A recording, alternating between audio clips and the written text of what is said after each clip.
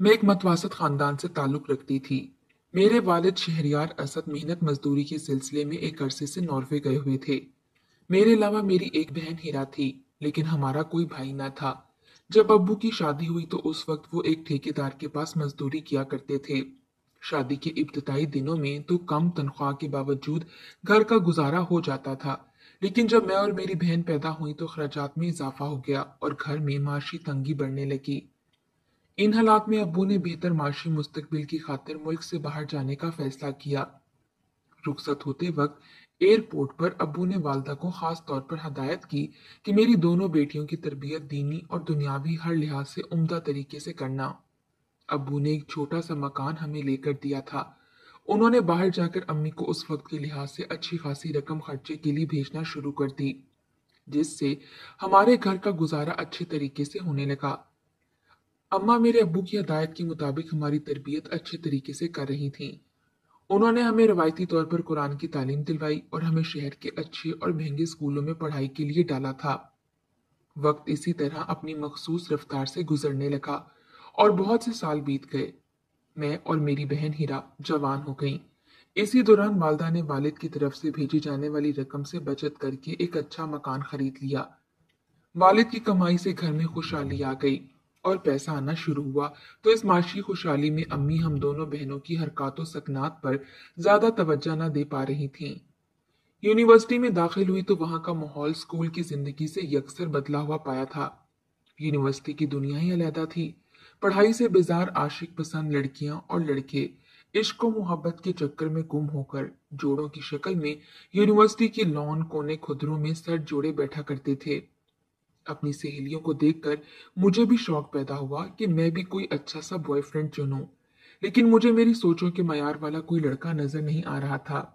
अच्छे खूबसूरत लड़के मेरी सहेलियों ने छांट लिए थे। एक दिन यूनिवर्सिटी में वाजबी शक्लो सूरत का लड़का वारिद हुआ। इसे देखकर न जाने क्यों मेरे अंदर हलचल सी होने लगी और मेरे दिल में ये ख्वाहिश शिद्दत से जागने लगी कि इसे अपना बॉयफ्रेंड बनाया जाए। फिर मैंने इस पर डोरे डालना शुरू कर दिए। इसे काबू करने में मुझे ज्यादा मेहनत नहीं करनी पड़ी। वो मेरी मोहब्बत के जाल में बड़ी आसानी से आ गया था। इसका नाम नुमान था। इसने मुझे साफ साफ बताया था कि वो एक गरीब खानदान से ताल्लुक रखता है और इसकी गरीब बेवा माँ बंगलों कोठियों में साफ सुथराई का काम करती हैं। नीज इसने ये भी बताया कि वो पढ़ लिख कर अपनी माँ के दुखों का मदावा करके माशरे में आला मकाम हासिल करना चाहता है। रफ्ता रफ्ता हम दोनों का इश्क इस हद तक बढ़ गया था कि एक रोज वो मुझे घर तक ले गया। हाँ, इसका छोटा सा मकान एक पसमंदा कच्ची आबादी में जरूर था, लेकिन इसकी माँ और भाई बहुत खुश मिजाज और जिंदा दिल थे। बिलखसूस नुमान की माँ ने बड़े वालिहाना अंदाज में मेरा इस्तकबाल किया। इसकी माँ ने मेरे खानदान के मुतालिक पूछा और फिर अपने बारे में सरसरी तौर पर बताते हुए कहा, बेटी, नुमान ने मुझे तुम्हारे बारे में बताया है और मुझे ये भी मालूम है कि वो तुमसे बहुत मोहब्बत करता है। बेटी, तुम एक खाते पीते खानदान से ताल्लुक रखती हो। तुम खुद ही फैसला करो, क्या ये घर तुम्हारे शयान शान है। मैंने इन्हें कहा कि मुझे उम्मीद है कि नुमान पढ़ लिख जाएगा तो वो अच्छा मुस्तकबिल अपना लेगा, और वैसे भी मुझे इसकी जात से मोहब्बत है। मैं आपके साथ बहुत दूर तक जाऊंगी। उन्होंने मुझसे कहा, बेटी, ये तुम्हारा जज्बाती फैसला है, लेकिन जहां तक नुमान की शादी का ताल्लुक है इसमें अभी कई रुकावटें हायल हैं। मैं आपकी बात नहीं समझी। आंटी ने कहा, देखो जोया बेटा, अव्वल तो नुमान ने अपनी तालीम मुकम्मल करके जॉब करना है, फिर ये नौकरी कर भी लेगा तो क्या तुम्हारे घर वाले भी इसे तुम्हारे लिए पसंद कर लेंगे? इसकी आप फिक्र ना करें, मैं हर कीमत पर अपने घर वालों को समझा लूंगी। वक्त गुजरता रहा। मेरी और नुमान की मोहब्बत अब जुनून में बदल चुकी थी। हम दोनों हर शाम को लाजमन मिला करते थे। इस दौरान ये हुआ कि मैंने और इसने इम्तिहानात दे दिए थे। वो तो अच्छे नंबर से पास हो गया, लेकिन मैं इंग्लिश के पेपर में फेल हो गई। नुमान ने इसके बाद CSS का इम्तिहान दिया और मैं इंग्लिश का पेपर देने में मसरूफ हो गई। नुमान तो CSS का इम्तिहान पास करके रेलवे के आला पोस्ट पर फाइज हो गया, लेकिन बदकिस्मती से मैं दोबारा इंग्लिश के पर्चे में फेल हो गई। फिर तीसरी और आखिरी चांस में भी BA का इम्तिहान पास ना कर सकी। नुमान ने मुझे बहुत जोर दिया कि मैं दोबारा BA की तैयारी करूं, लेकिन पढ़ाई से मेरा दिल अब उचाट हो गया था। मैंने अपनी किताबें कॉपियां कबाड़िए के हाथ फरोख्त कर दी। नुमान अब एक आला सरकारी ऑफिसर था। इसका तबादला मुल्तान जंक्शन में हो गया। वहां इसे सरकारी तौर पर बंगला भी मिला हुआ था। इसने मुल्तान जाने से पहले मुझे अपने घर बुलाकर अपनी अम्मी से मिलवाया। इनकी अम्मी ने मुझसे कहा, अब चूंकि नुमान बाइज्जत जरिए मार्च से लग गया है, लिहाजा अब मैं इस पोजीशन में हूं कि मैं तुम्हारा हाथ मांगने तुम्हारी अम्मी के पास आ सकती हूँ। मैंने अपनी अम्मी से जब नुमान के बारे में जिक्र किया तो उन्होंने कहा, जब तक नॉर्वे में मौजूद तुम्हारे अब्बू से ना पूछूंगी, इन लोगों को रिश्ते के लिए अपने घर नहीं बुलाऊंगी। अम्मी ने मेरी मोहब्बत और नुमान के बारे में अब्बू को जब खत लिखा तो उन्होंने जवाब में एक तवील लानत तानत वाला खत मुझे लिखा। उन्होंने अम्मी को भी लिखा, तुम्हारी गफलत की वजह से जोया बीए नहीं कर सकी और वो इश्क के चक्कर में पड़ गई। उन्होंने सख्ती से इनकार करते हुए कहा कि मैं जल्द पाकिस्तान आकर अपने बचपन के दोस्त राशिद के बेटे अली से जोया के रिश्ते की बात करूंगा। अली एक प्राइवेट कंपनी में क्लर्क था। वो सही तरीके से चल भी ना सकता था। मैंने अम्मी को नुमान और अली के बारे में बताया कि दोनों में जमीन और आसमान का फर्क है। ये बात आप भी अच्छी तरह से जानती हैं। अम्मी ने कहा, मेरी नजर में बेशक नुमान अली से 1000 दर्जे बेहतर है, लेकिन मैं तुम्हारे अब्बू की वजह से मजबूर हूँ। मैं इस सिलसिले में कुछ नहीं कर सकती। नुमान से टेलीफोन और खतूत के जरिए मेरा राब्ता रहता था। वो मुझे हर बार लिखता था कि मेरी अम्मा शादी के बारे में संजीदगी से सोच रही हैं। हर माँ की तरह इनकी भी ख्वाहिश थी कि जल्द अज जल्द बेटे के सर पर सेहरा देखें। मैं बहुत परेशान थी। बिलाखिर बड़ी सोचो विचार के बाद मैंने अपने अब्बू को डरते डरते तफसीली खत लिखा। मैंने इन्हें नुमान से अपनी बेपनाह मोहब्बत और अली से शादी के इनकार के बारे में लिखा। जवाबन अब्बू ने मुझे इंतहाई गजबनाक खत लिखा और लिखा कि वो अगले हफ्ते पाकिस्तान आकर ये किस्सा ही निपटा देंगे। मैंने अम्मी से कहा कि मैं जहर खा लूंगी, लेकिन किसी सूरत में भी अली से शादी नहीं करूंगी। अम्मी ने मुझे बहुत समझाया कि नुमान से अपनी शादी की जिद छोड़ दो और बाप की बात मान लो। नुमान खुद भी मुल्तान से मेरे पास मिलने आया और बोला, जोया, तुम अली से शादी कर लो, मुझे तुमसे कोई गिला नहीं, लेकिन मेरा तुमसे ये वादा है कि सारी जिंदगी शादी नहीं करूंगा। ये कैसे हो सकता है? जब तुम मेरी खातिर सारी जिंदगी शादी नहीं कर सकते तो मैं कैसे तुम्हारे बगैर किसी दूसरे मर्द की बीवी बन जाऊं? नुमान, तुम्हारी खातिर मैं अपनी जान भी दे सकती हूँ। मैंने दबदबाई आंखों से इसे देखा। जज्बाती ना बनो। वो मुझे समझा बुझाकर बोझल कदमों से लौट गया। एक दिन हमारे घर अब्बू के दोस्त राशिद अंकल अपनी फैमिली के साथ मुझे देखने के लिए आ गए। सच्ची बात यह है कि वो देखने में इतने बुरे ना थे। मुझे अंकल राशिद की बेगम ने अली की तस्वीर भी दिखाई। वो हर लिहाज से बेहतर था, लेकिन मैं तो नुमान के इश्क में पागल हो रही थी। मैंने रो रो कर अली से शादी से इनकार कर दिया था। मेरा रोना और ववेला सुनकर अली की फैमिली वाले नाराज होकर चले गए थे। इनके जाने के बाद अम्मी ने मुझे बहुत बेदर्दी से मारा पीटा, लेकिन मैं भी टस से मस ना हुई। सारा सारा दिन अपने कमरे में बंद रहती और नुमान के बारे में सोचती रहती। एक दिन मैंने चूहे मार गोलियां खाकर अपनी जिंदगी खत्म करना चाही, लेकिन मेरी जान बच गई। अम्मी ने मेरी इस जुनूनी कैफियत के बारे में अब्बू को लिखा कि वो पाकिस्तान आकर इस मामले को सुलझाएं। जोया अब मेरे काबू में नहीं रही। हैरत मुझे उस वक्त हुई जब अम्मी का लिखा हुआ खत वापस आ गया। इस खत के लिफाफे पर लिखा हुआ था कि मुस्कुरा शख्स जेल में है। ये क्या हो गया? अब्बू जेल में कैसे चले गए? मैंने रोते हुए पूछा। अब्बू के जेल में बंद होने की ये इत्ला हमारे खानदान में बिजली बनकर गिरी थी। हमें इस खबर पर यकीन नहीं आ रहा था। हमारे अब्बू तो बड़े शरीफुल नफ्स शख्स थे और दुनियावी फ्रॉड लड़ाई झगड़े से दूर रहने वाले इंसान थे। वो कैसे जेल चले गए? हमारे घर में पहले ही मेरी और नुमान की मोहब्बत की वजह से तनाव चल रहा था। अब्बू का जेल जाना एक नया अजाब बनकर हमारे खानदान को डसने लगा। अम्मी ने रोते हुए मुझसे कहा, तेरी और नुमान की मोहब्बत की कहानी ने हमारे घर में नहूसत पैदा कर दी है। उन्होंने मुझे बहुत बुरा भला कहना शुरू कर दिया। बाद में लोगों ने नॉर्वे की जेल में मौजूद अब्बू के बारे में बड़ी मुश्किल से तहकीक की कि वो जेल में क्यों बंद हैं। मालूम हुआ कि अब्बू पर वहां किसी पाकिस्तानी फ्रॉडिये ने झूठा केस डाल दिया है और इसने इन्हें इस केस में ऐसा फंसाया कि इन्हें 10 साल की सजा हो गई है। एक तो मेरे इश्क की खबर बाहर निकल गई और दूसरा अब्बू को नॉर्वे में जेल होने की वजह से हमारे घर की बड़ी बदनामी हो रही थी। इन दिनों मेरी बहन हीरा का एक बहुत अच्छे खानदान से रिश्ता आया था, लेकिन वहां से भी इन हालात की वजह से इनकार हो गया। जब से अब्बू को कैद हुई थी, कोई जरिया आमदनी ना रहा था। घर में बहुत माशी बदहाली थी। सूरत हाल ये हो गई थी कि अम्मी ने घर में मौजूद कीमती अशिया फरोख्त करना शुरू कर दी थी। एक वक्त ऐसा भी आया कि हमारे घर में खाने पीने के लाले पड़ गए, और दूसरी जानिब वालिद से भी नॉर्वे में राब्ता ना हो रहा था।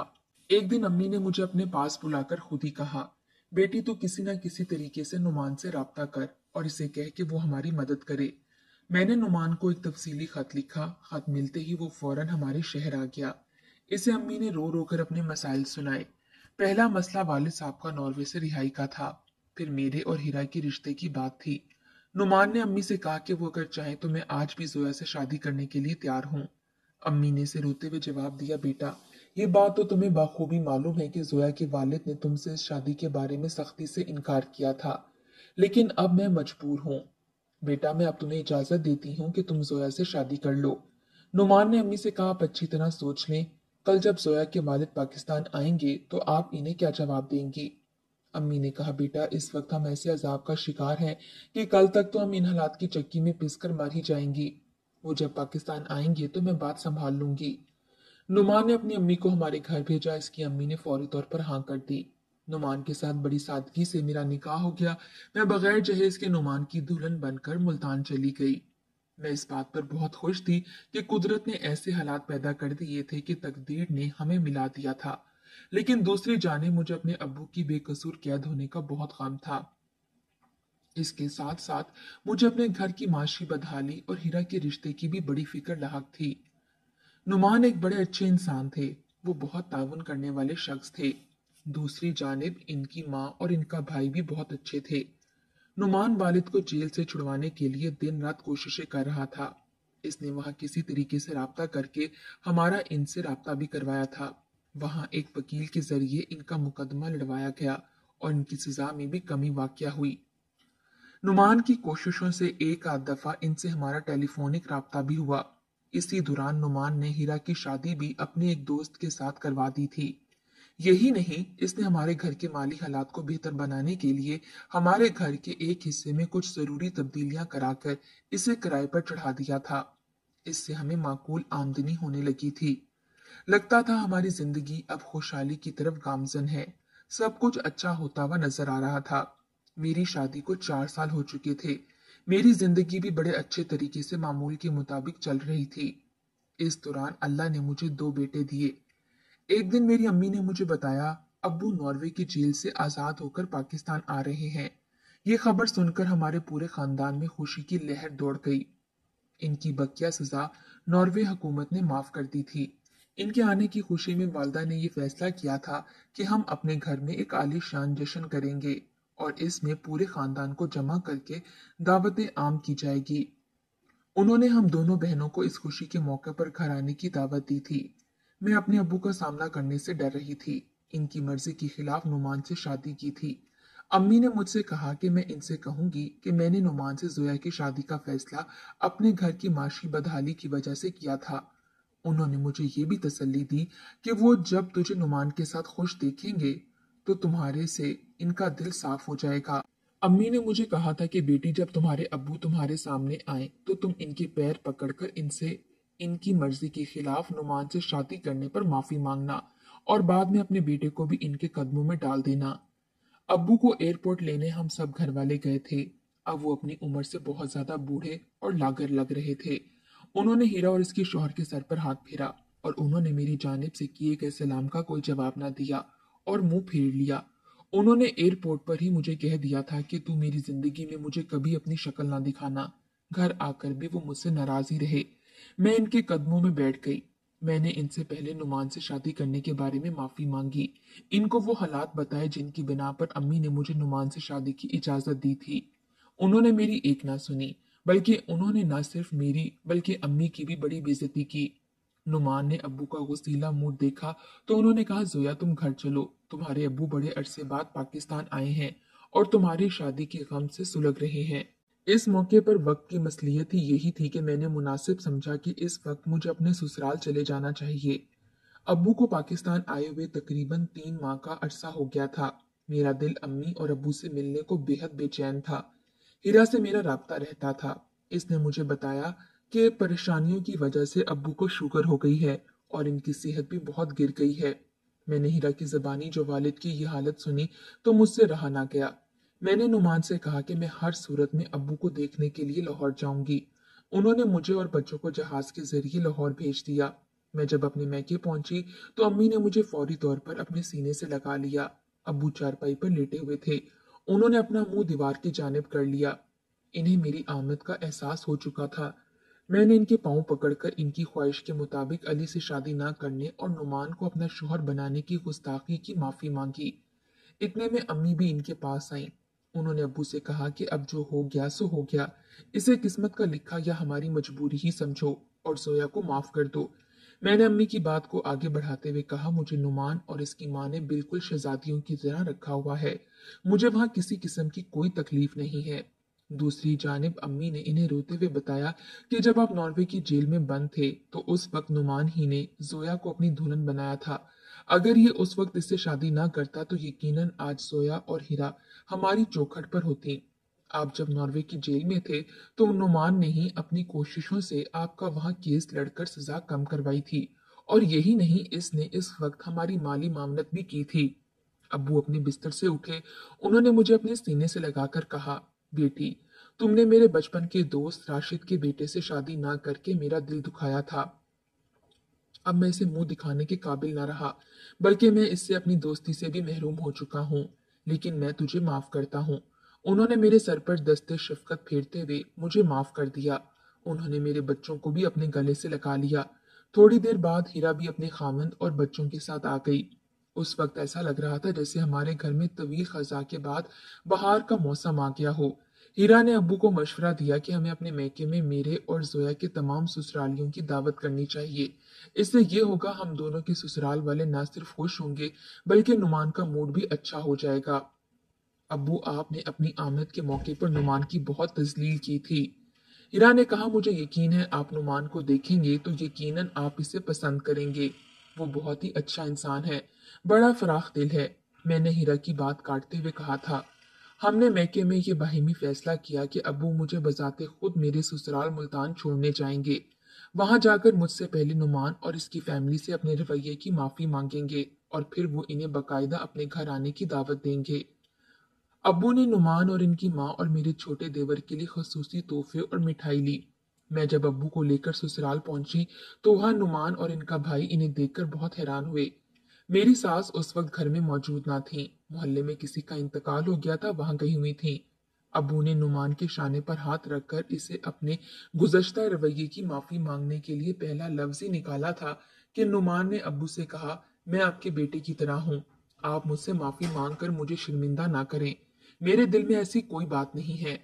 थोड़ी देर बाद जब माहौल ने खुशगवारी इख्तियार की और दुनियादारी की बातें शुरू हुई तो नुमान ने मुझसे कहा कि मैं अब्बू के लिए जरा बाजार से खाने पीने की अशिया ले आऊं। अब्बू ने इन्हें बताया कि बेटा, मैं सुबह ही वापस लाहौर चला जाऊंगा और मैं सादा खाना खाता हूँ, जो घर में मौजूद है वही खाऊंगा। तुम बाजार जाकर तकल्लुफ में ना पड़ो। नुमान ना माने, वो खुशी खुशी बाजार चले गए। अब्बू मेरे घर की आराइश को आंखें फाड़ फाड़ कर देखने लगे। वो बहुत खुश नजर आ रहे थे। थोड़ी देर बाद मेरी सास मोहल्ले से आ गई। मेरी सास जब मेरे कमरे में आई तो उन्होंने मेरे अब्बू को देखा तो वो फौरन चौंक कर रह गईं। दूसरी जाने मेरे अब्बू भी इन्हें चौंक कर देखने लगे। रजिया, तुम? अब्बू के मुंह से ये जुमला निकला था।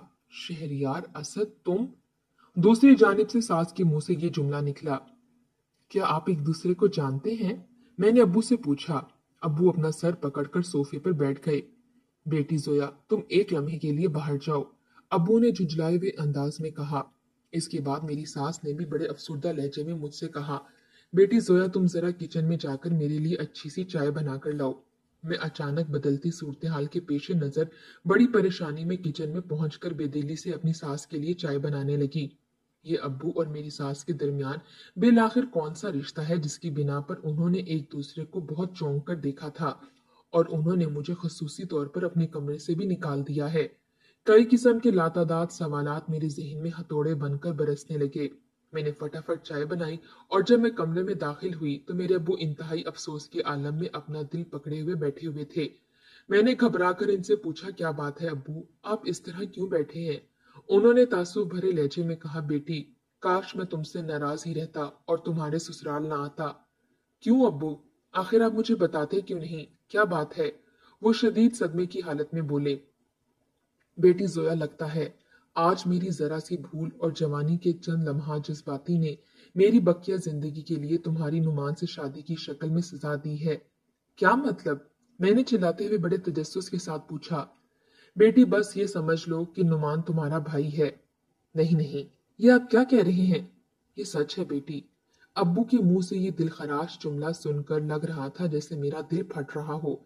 चंद लम्हों बाद मेरी सास भी बड़ी परेशानी में कमरे में दाखिल हुई। उन्होंने मेरे अब्बू से कहा, शहरियार असद, तुम जोया से कहो कि वो नुमान से तलाक ले ले। तुम क्या एक बदकिरदार औरत हो? मैंने रोते हुए अपनी सास से कहा। इसी दौरान मेरे अब्बू ने मेरे गालों पे तड़ाक से एक थप्पड़ मारा और कहा कि रजिया एक मासूम बेसमझ लड़की थी, मैं ही बदकार था। ये मेरी हवस का निशाना बनी है, लेकिन मुझे ना मालूम था कि मेरे एक लम्हे की तस्कीन मुझे जिंदगी के इस भयानक दुराहे पर लाकर खड़ा कर देगी।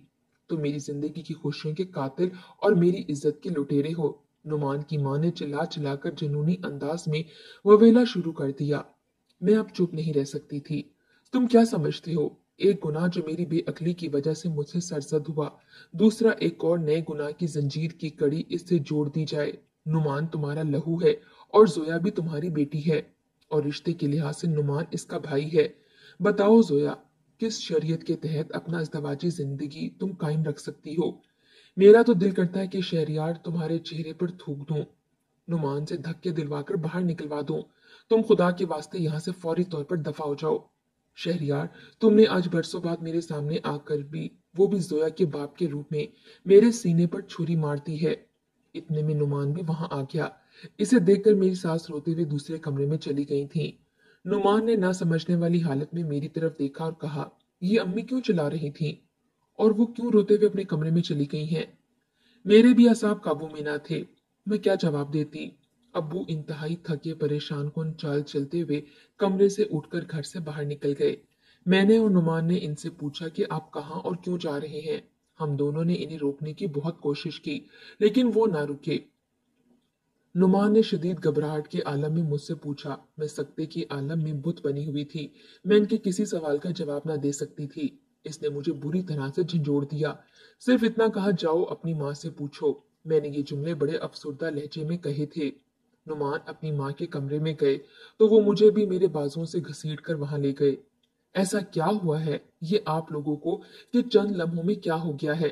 नुमान की माँ बिल्कुल खामोशी से इसे घूरने लगी थी। माँ, बिलाखिर मुझे बताओ कि तुम्हारा जोया के अब्बू के साथ क्या रिश्ता था, जिसकी बिना पर हमारा घर लम्हों में मातम कुदा बन गया।